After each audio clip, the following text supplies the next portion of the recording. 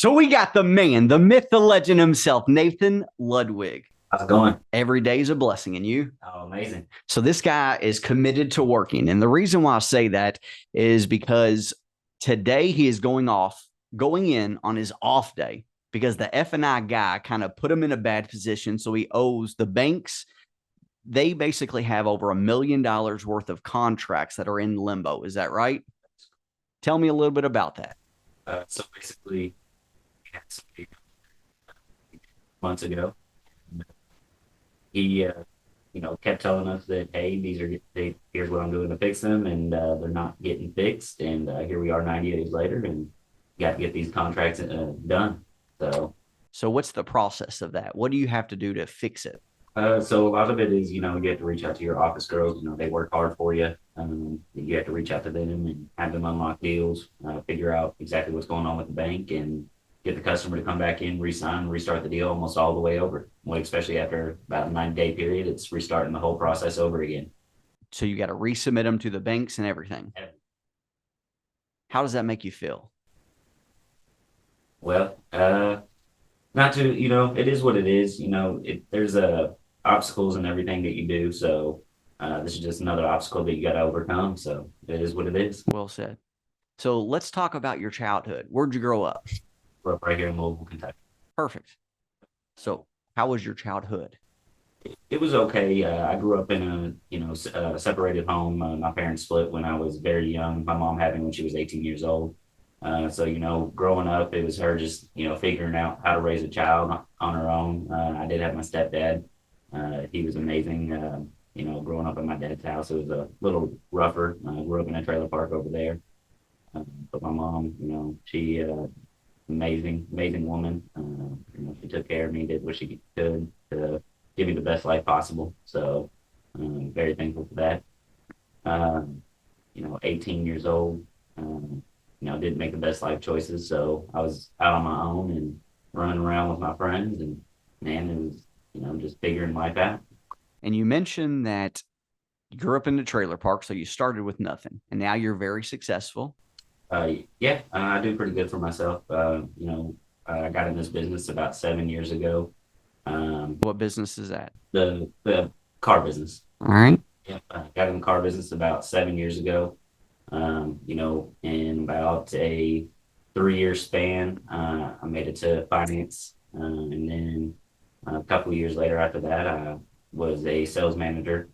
And from there, working my way up, hopefully becoming a GSM soon and eventually a GM. Absolutely. And we briefly talked about it a second ago where he brought up his mom.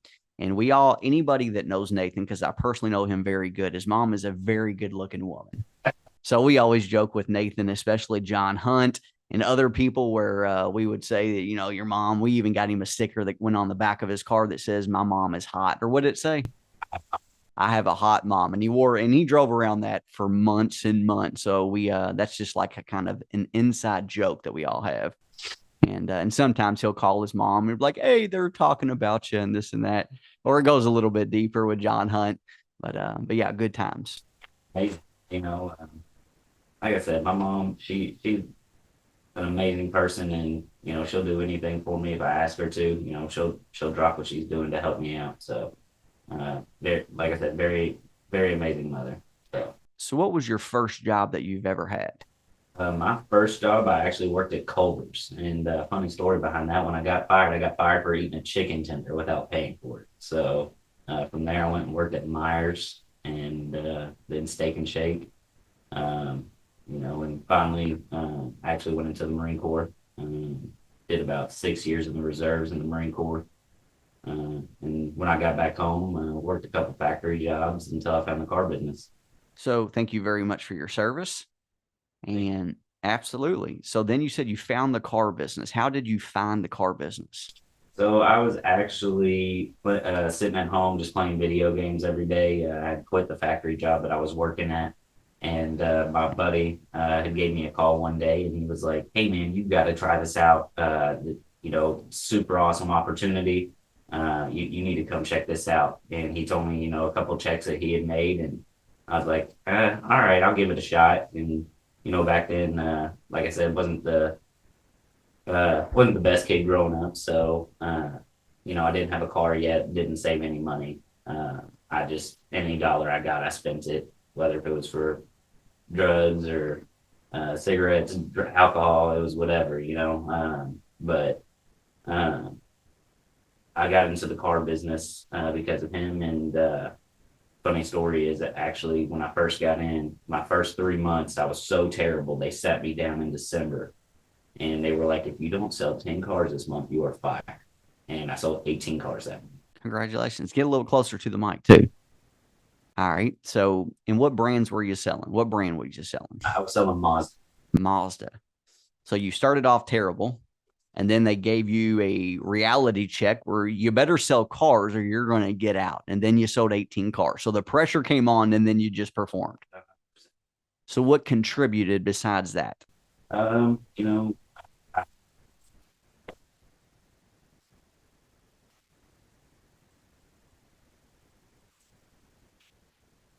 figure out what I'm going to do. And I knew this was a great opportunity to make some money. I've seen paychecks that people were making at the dealership. And I had a great managing crew there. Guy named Gene Coisy, Michael Ross. They were absolutely amazing. They would take the time to do whatever it took to make sure I succeeded. Awesome. Gene was more of the kind of guy that would make it fun to sell cars, and he'd sit there and make it a game. And he kind of just made it fun. And then Michael Ross was there to very very talented guy. I think Michael Ross. That's the finance guy. Yes. Okay. So Michael Ross, very talented salesperson. He'd sit Extremely talented. take the time out to come in, and we would come in and he'd sit there with us and train us on how to be better salespeople. That's a stud right there. Anybody that takes the time to help somebody else, that's good. That's good stuff. Yeah, he was an awesome. So when you said earlier that your friend was making good checks, what kind of money was he making in the car business? So the kind of pay plan we were on was unit based. A lot of the car guys I know nowadays aren't pre-COVID anymore, but this was pre-COVID when a lot of it was unit based more than gross based. And so if we sold 15 cars, it was a $4,500 check plus our weekend spiff money that we make throughout the month. On average, you would make about 6-7 grand a month. And when you're a 20-year-old, 21-year-old kid, seeing those checks, you're like, dang, that's good money. So when you started, what kind of money, when you started selling cars, when they gave you that reality check, what kind of money was you making then? So I started off making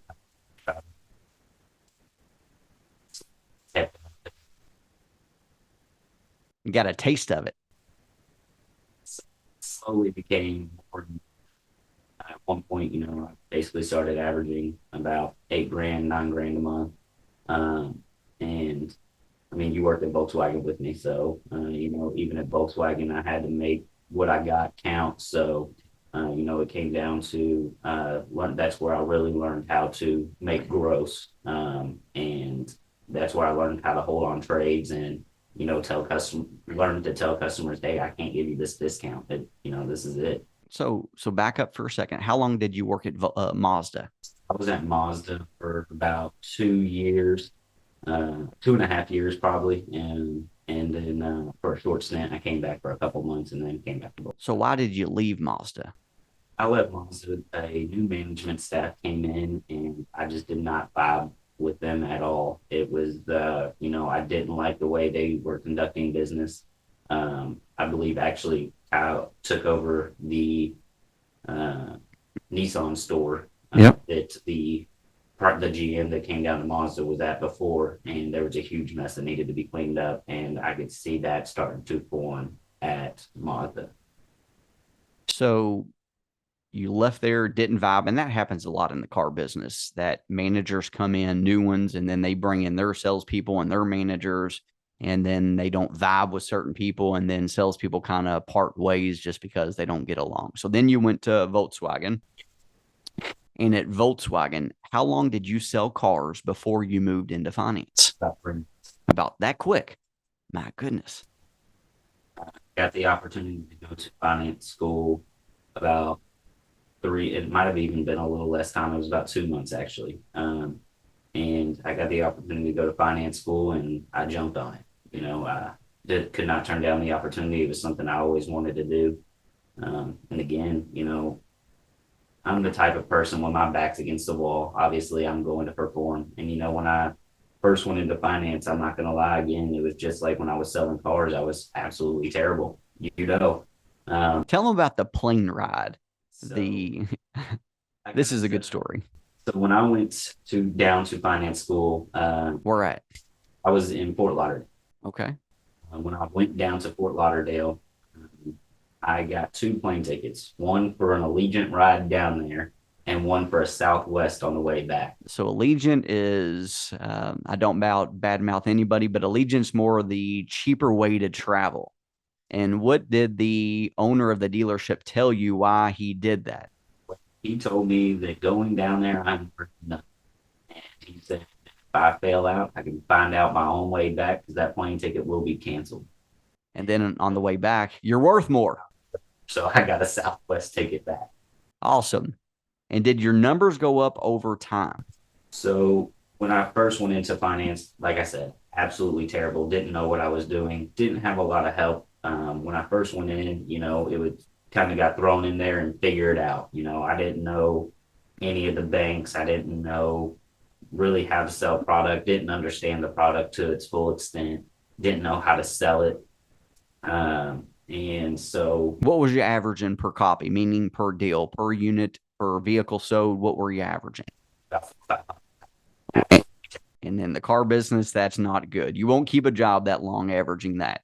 So I got thrown into finance probably about 6 months after being given a shot. And so I got thrown out. And again, like I said, I've always performed when, you know, my back's against the wall and I want to show that I'm what I can do. And so I actually went back into sales for a little bit, and it is what it is. You gotta, wherever you're needed in this business, you need to perform.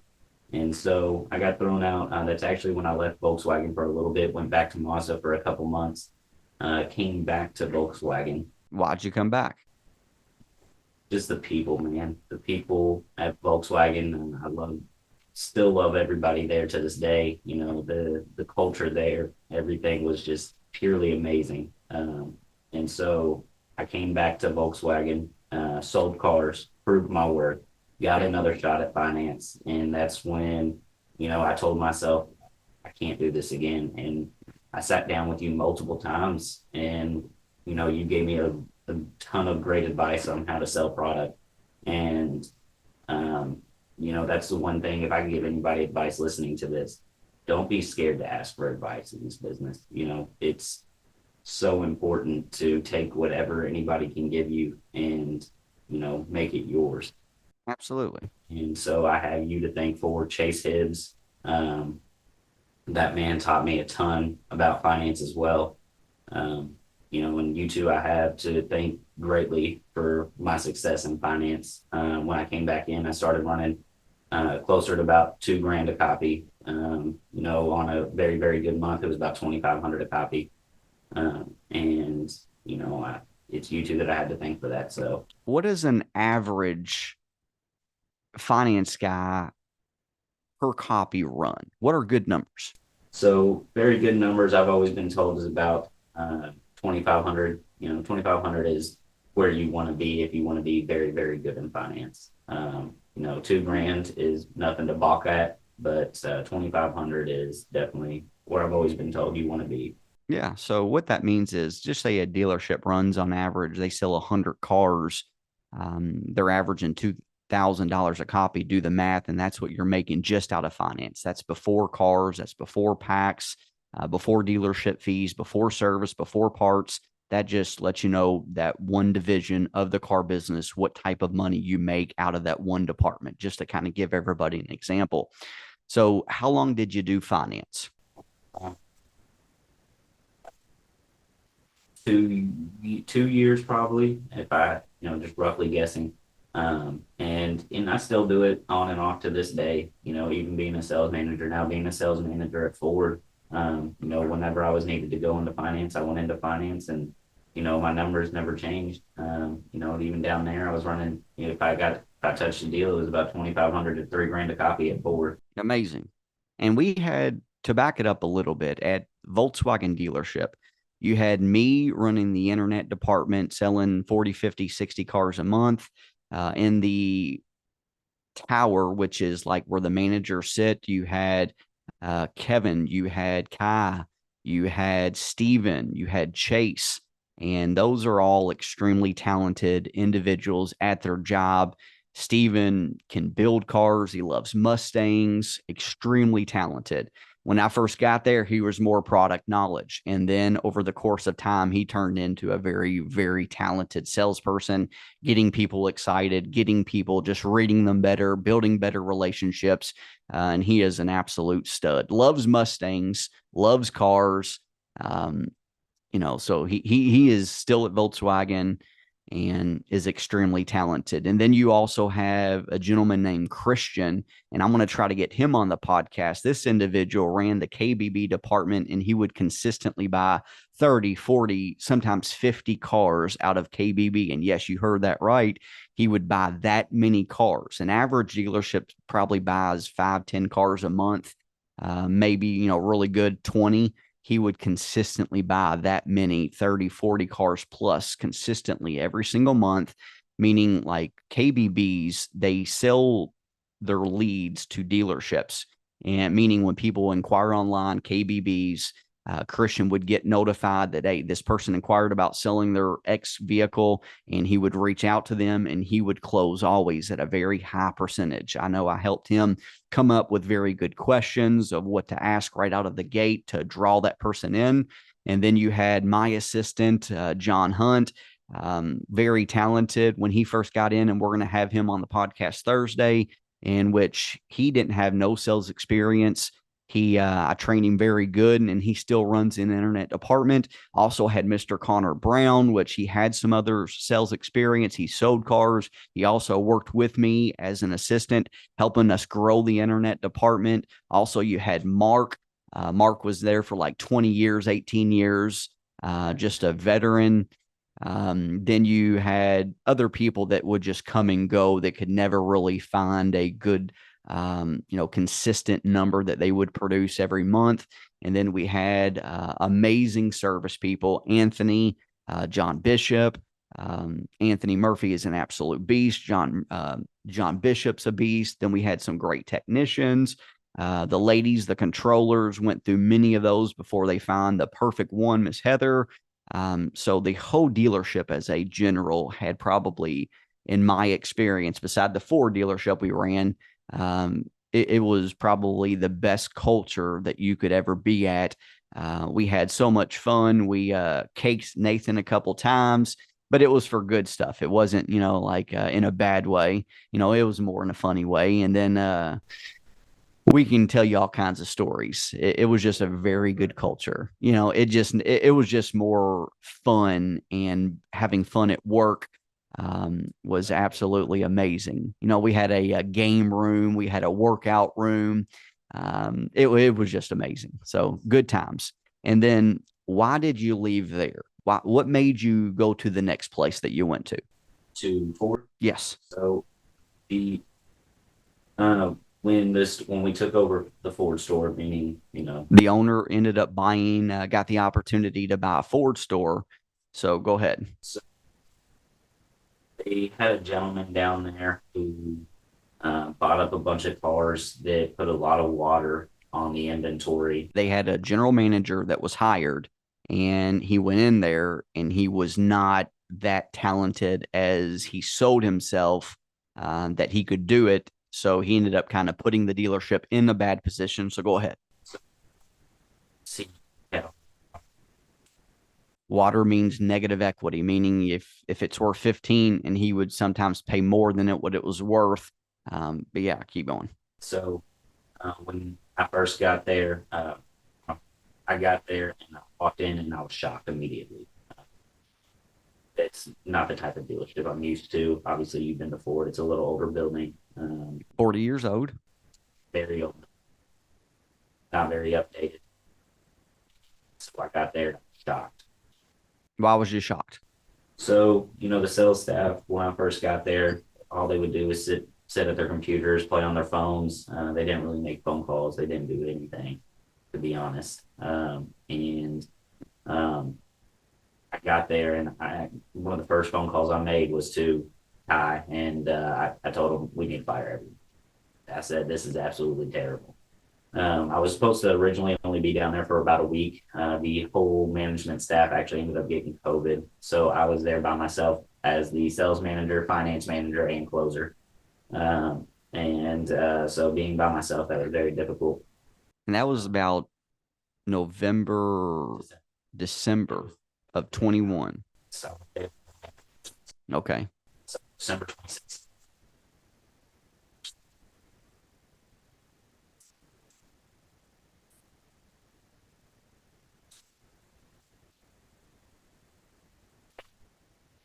14 cars out when I got there, 20 cars out, something like that for the whole month. They weren't even selling a car a day when I came down there. So the last week of the month/year, we sold 7 cars in 7 days when I was there. And they're like, whoa. 6 days. So I was like, well, there we go. So we can do it. And, I also being there doing finance, I showed that what the numbers can be, being down there. So many people just don't believe that you can do better numbers. People get stuck in ruts and they just do what they do and they accept the results. And Nathan, because he started off at $500 a copy, ended up raising it $2,000 to 25. He knew that, you can do more. You just got to expect more out of yourself, get better. So you started showing them that the numbers can go up, and they did. you know, after that first week, I was supposed to go back to Volkswagen, actually go back into finance. That's when Kai asked me if I'd stay down in Ford and help Ford out. And I told him, you know what, yes, I can help. So I stayed down there. Again, called you multiple times for advice because I had no idea how to run an internet department. Never been in internet, never really worked leads before. So again, I reached out to you and called for advice. And um, we had 1 month where we did 78 cars. That was in March, I believe. And then again, following the next month, it went back down to about 50. So again, it was like, in March, it was like, man, we're figuring this out. We can do this. And then turned around and went backwards on us. And then that's when you came in. Well, so in December of 21, a few days before Christmas, caught COVID. And it was so bad, I also developed double pneumonia and ended up going in the hospital for over a month. It was about 5 or 6 weeks, and it literally almost killed me. So I couldn't get up to use the bathroom. I couldn't stand longer than 2, 3 seconds. It literally I was on 15 liters of oxygen. It was a very bad part of my life. I literally almost died. And, I think I got out in February, sometime in February. And then I came home. I was still on oxygen. And I remember um, the owner of the dealership, of both dealerships, said, you know what, in the future, I'm really hoping that you can come down there and turn it around. So I remember going to see Nathan when he was running that Ford dealership. And I literally was carrying oxygen. I was moving like an old man, like a grandpa. I could barely talk. Yeah, I was on, I had to keep a monitor with me at all times showing my oxygen levels, like it was that bad. But I remember just going in there for the first time, like inside the building. Me and the owner drove around the building several times, but I never actually walked in. So I walked in, kind of seen everybody, just their work ethics. And so, yeah, Nathan kept doing that for a few months. And then my first month, the owner of the dealership said, you know what, I really need you down there. Would you like to do it? Meaning to turn it around. And I'm always up for a challenge. I said, absolutely. And, I was consistently making $30,000, $40,000 a month selling cars at that point, selling 40, 50, 60 cars a month at Volkswagen. And he said, you're going to take a pay cut, but, think big picture, think, in a year from now, you can actually own a percentage of this dealership. And that's what kind of pushed me in the right direction of absolutely. In the month before I got there, they sold, which was April, they sold right at 50 something cars, 56 cars. And my goal the first month was 100 cars. And the reason and how I came up with that numbers is because I tracked before, once I actually committed to taking the job, I looked at the CRM e-leads and I looked at how many visits they got. I broke it down into what percentage they closed at. I looked at their internet, how many leads they got, what they closed at. So I thought I set, a little bit high expectations, but I knew that me and Nathan, because I worked with him for years, I knew he's extremely talented. I knew that if I push people in the right way, we could sell 100 cars. And the first month we did it right at 90 cars. The second month we sold 100 cars, and we would consistently be around that 100 mark. I was there for right at 9 months, 8 months, 9 months, and we would sell right at about 100 cars every single month. We always had a competition with Volkswagen, our sister dealership, who would sell more cars, who would make more gross. And for the most part, we won it in both departments every single month. I got there extremely early. I'm a early bird. 6 in the morning, 5:45, I'd pull up at the dealership, and keep in mind it's a 45-minute drive from where we live. Frankfort, Kentucky versus Louisville. So I got there early. I'd move the lot, get everything ready, get motivated, answer leads starting at about 7:30. And then Nathan is always where he gets there right on time. It drives me nuts. But you know what? This man worked for 6 days a week for 9 months.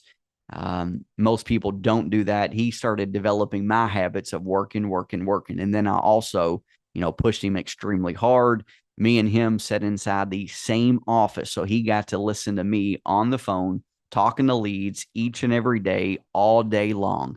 And he learned a lot of things from me at that standpoint, just wordage, phrases, all that good stuff. And we absolutely killed it. We would average on a bad month $4,200 a copy, per car. And what that means is, again, if you sell a car, not including packs, packs are, dealerships have cars, and every vehicle, they have a certain amount of money that goes straight to the owner of the dealership or owners of the dealership. And most of the times it's around $1,000, give or take a couple $100 on each side. And that's also excluding dealership fees, which again go to the owners. So roughly speaking, every car that, a dealership sells, roughly speaking, $2,000 goes straight to the owner, straight to paying the mortgage, straight to paying just everything bills wise related to the running the dealership. And we would on average run at least $4,200 a copy. Most months it was closer to five. A lot of months it was over five. So that means that, selling 100 cars, we would make, roughly speaking, $500,000. And then on top of that, you have $2,000 per copy. So another $200,000 on top of the five. So that one dealership, that Ford dealership, was making, roughly speaking, before parts, before service, before anything, about $700,000, $600,000 to $700,000 before anything, which is a phenomenal job. Most people, when they hear those numbers, they won't believe it because that's how strong they are.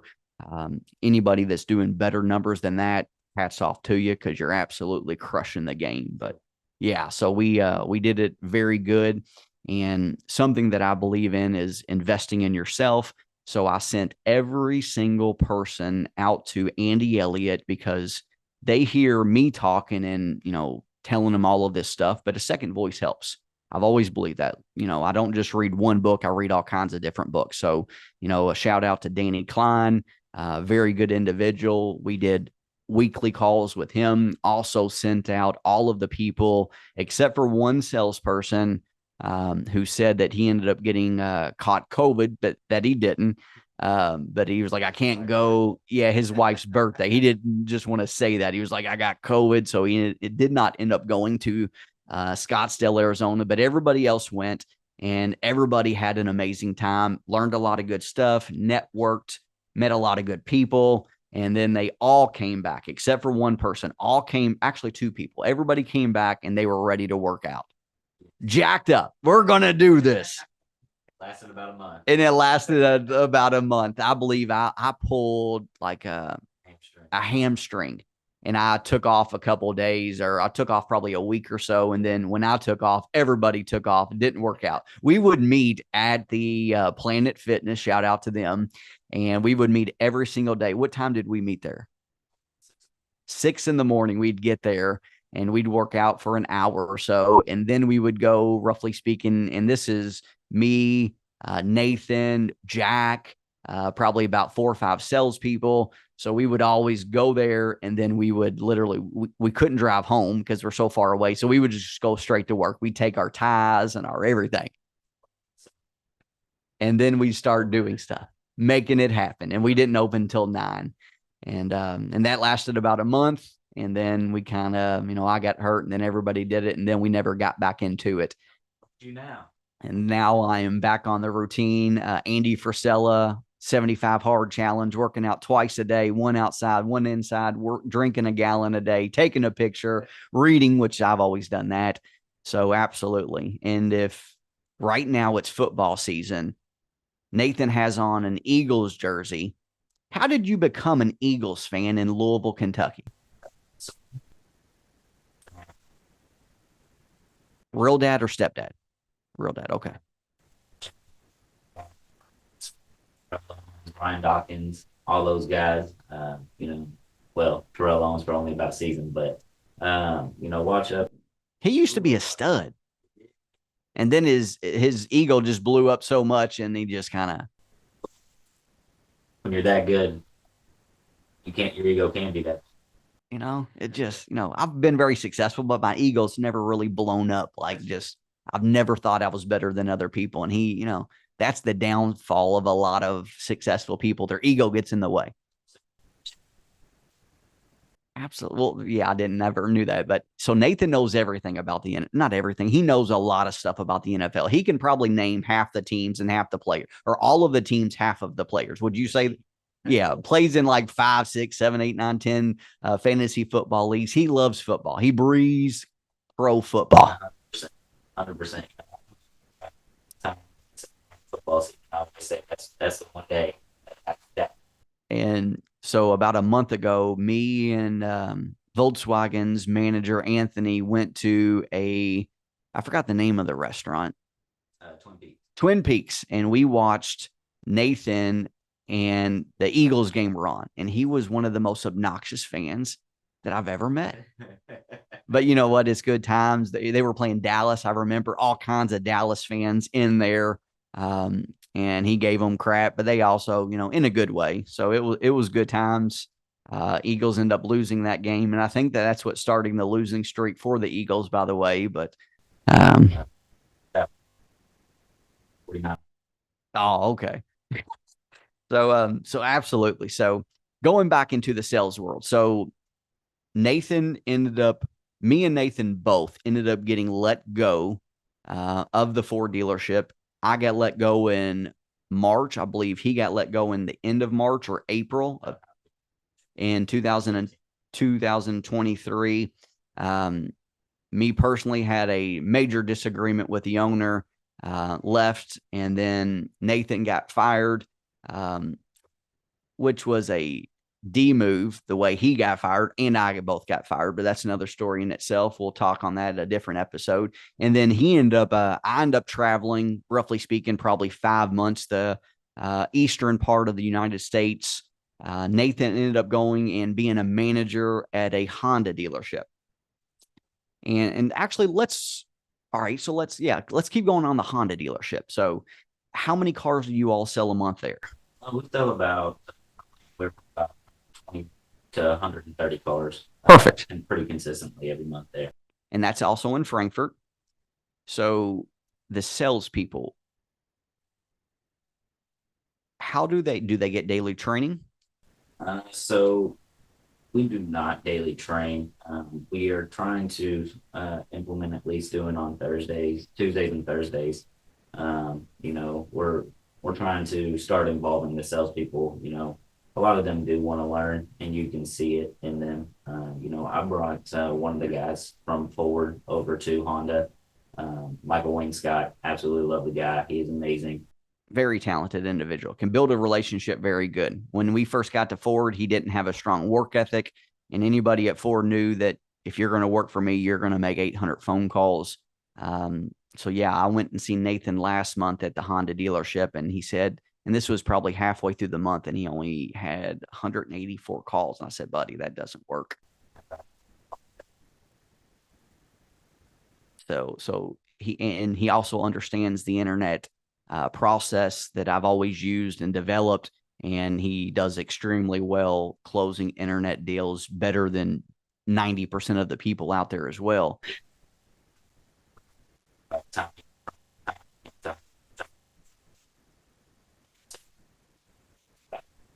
So that's anybody that's knows the car industry knows that that is way above than average. Average is going to be about 10%, 8, 9, 10%. Anything more than that, you're doing very good. Volkswagen, Ford, we would always consistently close 12 to 18% every single month.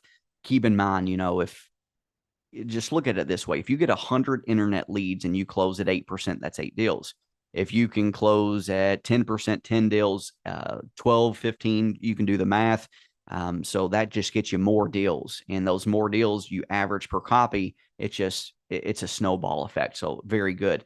And one thing to touch on, and one thing that you pointed out to me, you don't do daily training. When you were at Ford, or we trained every single day. So that's one thing I don't disagree, or I don't agree with you, because you got to do it.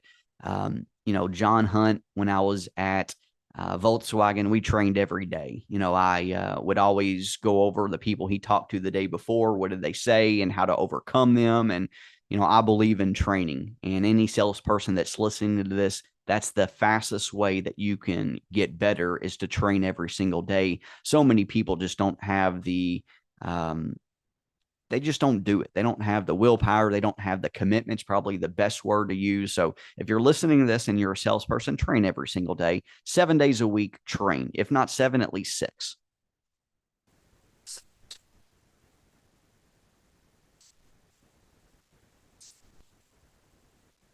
Or take that time, listen to something on a podcast, listen to an audio book. When I drive to Frankfurt, 90% of the time, I either drive there quiet so I can clear my thoughts and think about what I need to do that day, or I'm listening to a podcast, or I'm listening to an audiobook. I don't listen to a lot of music driving down there. Again, learned that from Brent. Didn't read a lot of books, didn't invest in myself a lot, but Brent instilled that very hard, and now I invest a lot. I try to listen to at least one audiobook a month, if not two. And I listen to a ton of podcasts. So 100% agree with him on that. You got to invest in yourself. Yeah. So the only time I ever, thank you very much for saying that. The only time I ever really listen to music is when I'm with my family in the car. But besides that, podcasts are on where I'm learning and, just sharpening my mind, picking up new tips and new things that I can implement, and, making me better as a salesperson, as a person, financial advice, all of that. So I listen to so much stuff. And I remember years and years ago, I'd give Nathan books, and I'm like, "You done with that book yet?" Like a week after, "No, I'm not done with it." It'd take him a couple months, but he's going in the right direction now, managing a Honda dealership. And I believe when he first got there, they were selling about what, 90 cars a month. No, they didn't. They stay at about 120, 130. But I think the big thing is we are trying to figure a way how to move that needle. Obviously, with everything, we have a couple setbacks coming in right now that we need to overcome.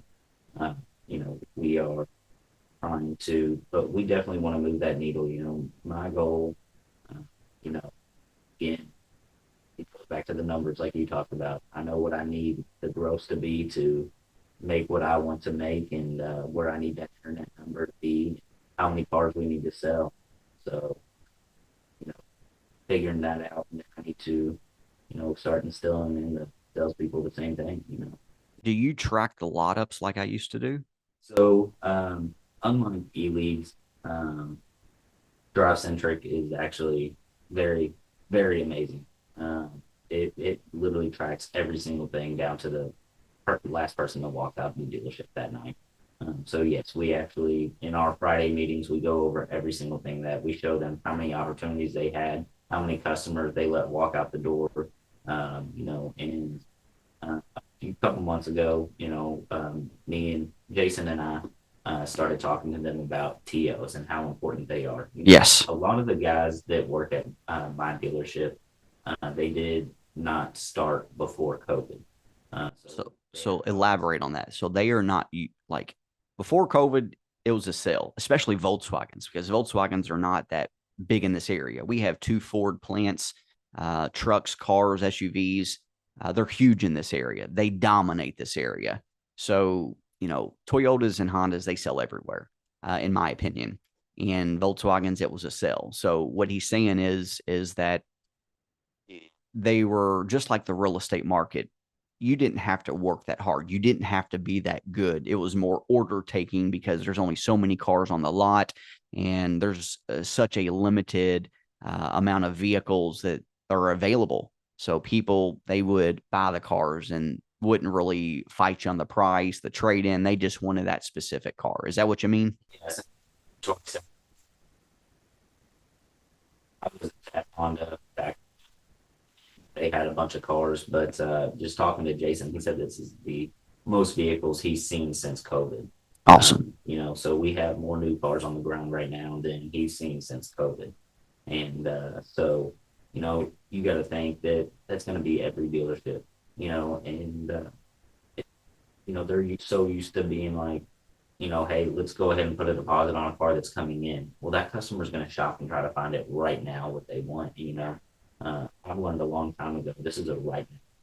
Absolutely. This is not, hey, let's figure this out in 7 days business. This is a right now business. So the biggest thing is, you just got to figure out what's stopping them from doing business right now. Yep. And I believe me and him talk every day. Me and Nathan talk every day. And one of the stories that stuck out to me, two different ones. Number one goes back to Volkswagen. I remember Nathan did a TO, and so many people make the mistake of they go right into the TO and they just talk about the deal, meaning like the numbers and this and that. And I was like, buddy, you're doing it wrong. And he's like, what do you mean? And what did I tell you? And why do you got to build a relationship? That customer is going to feel so much more comfortable. When you do finally go for the close, they're going to like you. They're going to want to do business with you. And it makes it that much easier to get a yes. And then, so anybody that does TOs, try that approach. It works way better than just going in. I hear so many people when I go to dealerships, they just start talking and going right into it. You want to do it? And not a good, I'm all about relationship selling.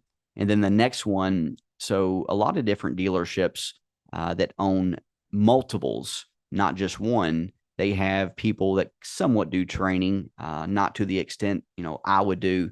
And there was a story in which a month or two ago, a guy came in and he was like, a customer wouldn't agree to do it. And the trainer at your current dealership was like, hey, I'm going to show you how it's done. And did he end up getting the deal? And I call the customer.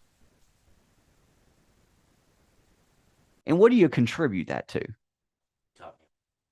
And persistence. And then also just making a friend, making a sale.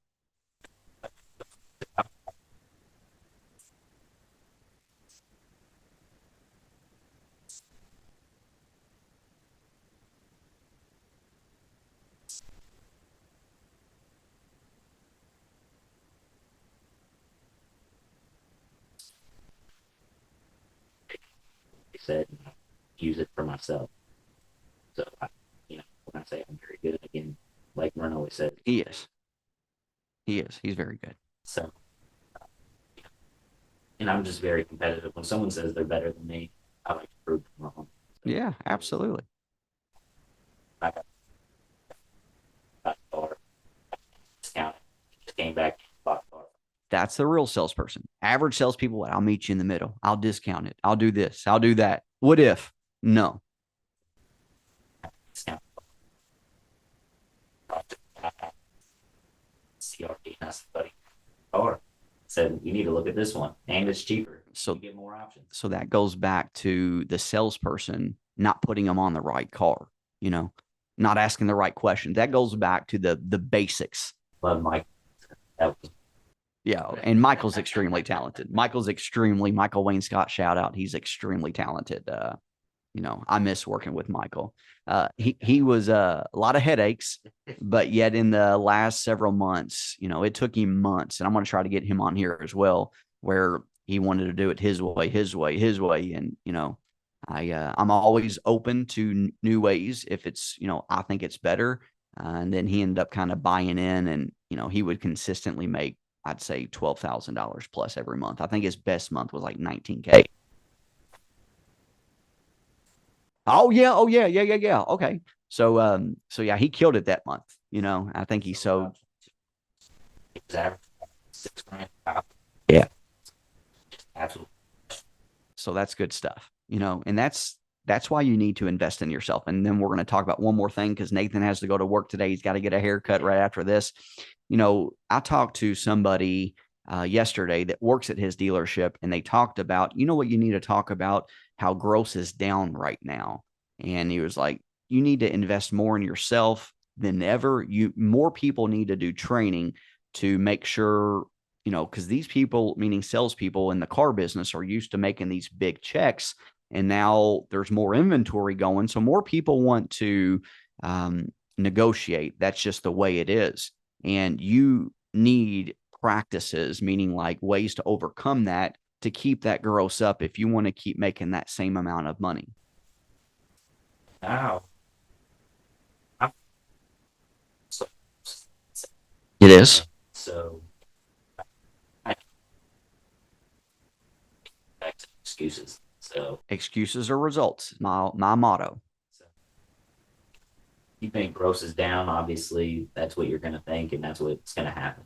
So if you just keep running it like nothing's changed, and you take what you've learned, and you know the most important thing is again getting that person to like you, trust you, and it goes back to if they try to negotiate, obviously sometimes you can't always win, but we used to do what was called a four square, and Brent taught me a lot about the four square. That's actually what I started with this in this business, and he actually taught me more when we got to forward about the four square. And if you can let them only win one box, you ultimately end up winning. So Absolutely. So a four square is like in the sales business, some people use it, some people don't use it. Um, on the very top left, it's going to be the sales price of the car. The very top right, it's going to be the trade in. The very bottom left, it's going to be money down.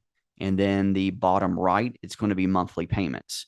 And that's what he's talking about. The other approach is a full disclosure, meaning you show every single thing number, meaning like the MSRP of the car, sales price, the trade in, taxes, doc fee, dealership fee, and then the overall out the door number, and also monthly payments. Like it's just more, it's just so much more on the paper.